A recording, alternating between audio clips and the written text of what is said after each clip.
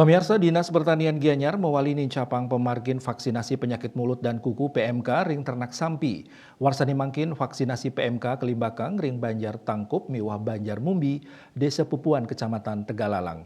Vaksinasi PMK keulengang ring Soroh Sampi Duen Krame, melarapan ngerauhin langsung kandang sampi Inucap.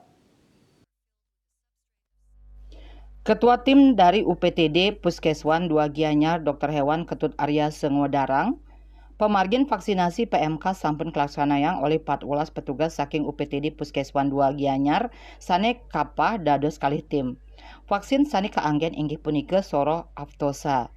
Vaksinasi lanjutan puniki wantah mata tujuan nambahin panglalah penyakit mulut dan kuku sanesida ngelalahin ubuh-ubuhan sekadi sampi.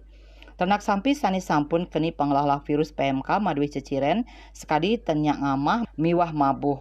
Ternak sampi sani sampun molihang vaksin ring Banjar Tangkup wenten telung benang ukut sampi, raris ring Banjar Mumbi wenten 153 ukut sampi. Parikrama vaksinasi puniki taler polih pengamanan saking Babinsa Pupuan Ramil 161606 Tegalalang Serda Ikomang Teja Saputra kesaringin Babin Kamtibmas Desa Pupuan Aibtu Iketut Suartana Wirnaya Bali Pos Nguningayang.